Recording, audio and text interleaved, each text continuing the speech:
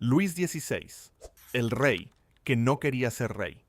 Si tuvieras que imaginar al rey más poderoso de Europa a finales del siglo XVIII, probablemente pensarías en alguien imponente, seguro de sí mismo, que entra a una sala y hace que todos callen con su sola presencia.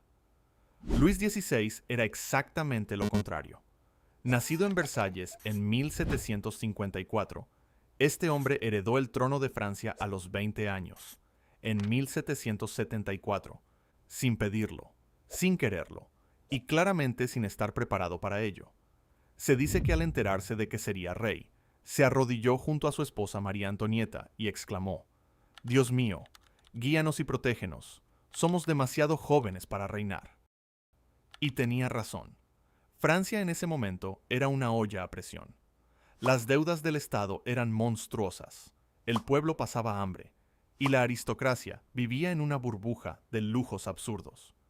Luis sabía que algo debía cambiar, pero cada vez que intentaba hacer una reforma, la bloqueaban los nobles, los ministros o su propio miedo a tomar decisiones. Era un hombre que amaba la serrería. Pasaba horas en su taller ajustando cerraduras, mientras afuera Francia se desmoronaba. No era malvado, que quede claro. Era simplemente incapaz de gobernar. Cuando la Revolución Francesa estalló en 1789, Luis tuvo varias oportunidades de negociar, de ceder poder con dignidad, de sobrevivir a la tormenta. Pero una y otra vez eligió la opción más tibia. Aceptaba reformas para luego intentar revertirlas en secreto. Firmaba documentos con una mano y pedía ayuda a potencias extranjeras con la otra. En 1791, intentó huir de Francia, disfrazado junto a su familia, en lo que se conoce como la fuite à Varennes. Llegaron hasta la ciudad de Varennes, a pocas horas de la frontera, y los reconocieron. Un simple funcionario local identificó el rostro del rey en un assignat. Fue el final de cualquier posibilidad de reconciliación con el pueblo francés. Lo devolvieron a París como un criminal.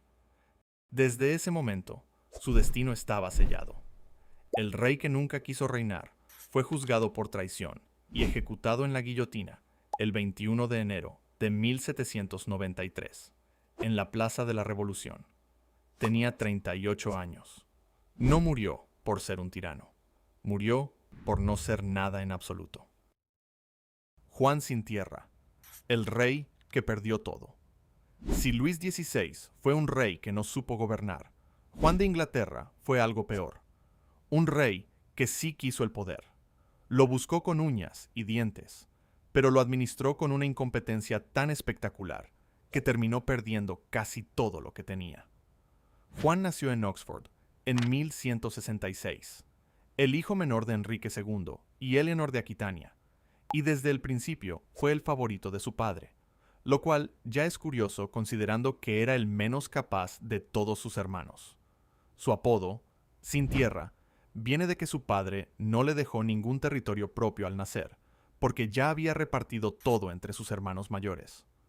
Cuando finalmente llegó al trono en 1199, después de la muerte de su hermano, Ricardo Corazón de León, Juan tenía ante sí un reino enorme: Inglaterra, Normandía, Anjou, partes de Francia que los reyes ingleses habían controlado por generaciones, y en menos de 5 años lo perdió casi todo. El rey Felipe II de Francia lo fue desarmando territorio por territorio, aprovechando cada error diplomático, cada traición, cada momento en que Juan elegía huir en vez de pelear. En 1204 perdió Normandía, la joya de la corona.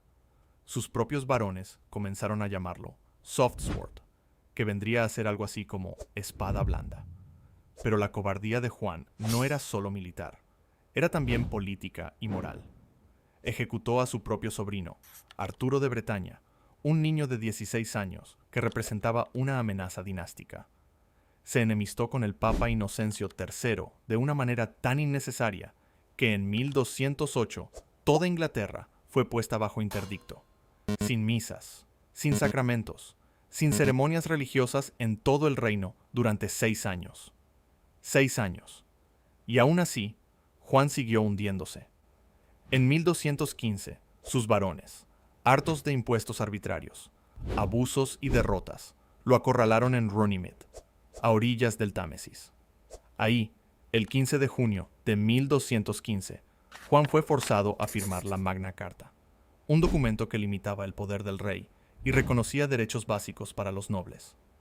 Juan firmó con una sonrisa falsa, sabiendo que ya estaba buscando la manera de anularlo.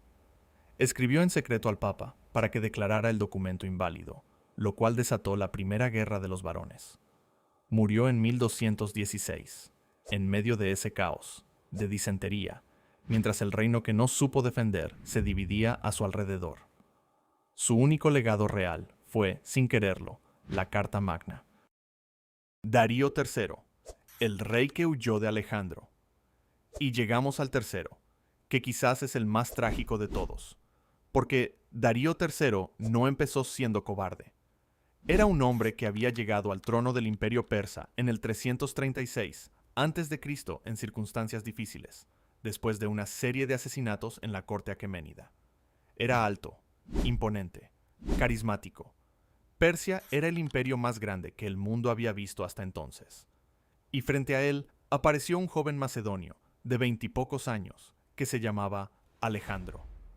La primera vez que se enfrentaron fue en la batalla de Isos, en el 333 a.C., en lo que hoy es el sur de Turquía. Darío había reunido un ejército descomunal, estimado en decenas de miles de soldados, contra los aproximadamente 40.000 hombres de Alejandro. La batalla comenzó bien para los persas, pero cuando la caballería macedónica rompió el flanco y empezó a avanzar directamente hacia la posición del rey, Darío subió a su carro y huyó. Abandonó a su ejército. Abandonó a su familia, que fue capturada por Alejandro. Abandonó el campo de batalla, siendo el rey del imperio más poderoso del mundo. Cuando Alejandro encontró la tienda real persa esa noche, repleta de lujos y riquezas, se dice que comentó: «Esto es lo que significa ser rey». Darío intentó negociar. Le ofreció a Alejandro oro, territorios, incluso la mano de su hija. Uno de sus generales, Parmenión, le dijo a Alejandro que aceptara, que era un trato demasiado bueno para rechazarlo. Alejandro respondió: «Yo también lo aceptaría, si fuera Parmenión». Y siguió avanzando. La segunda vez que se enfrentaron fue en Gaugamela, en el 331 a.C., cerca de lo que hoy es el norte de Irak. Darío había reunido un ejército aún mayor, y volvió a huir cuando la batalla se torció. Esta vez, el imperio se desmoronó detrás de él. Darío pasó sus últimos meses huyendo por sus propios territorios, perseguido por Alejandro, abandonado por sus propios sátrapas. Fue traicionado y asesinado por uno de sus propios hombres, Beso, en el 330 a.C., cerca de la actual Teherán. Alejandro, al encontrar su cuerpo, lo mandó enterrar con honores reales en Persépolis. Incluso en la derrota, el persa merecía más respeto que el que él mismo se había dado. 3 reyes, 3 imperios, 3 formas distintas de desperdiciar el poder. La próxima vez que sientas que no estás listo para algo, acuérdate de Luis, de Juan y de Darío. Porque el miedo a actuar, a veces, cuesta más que el error mismo.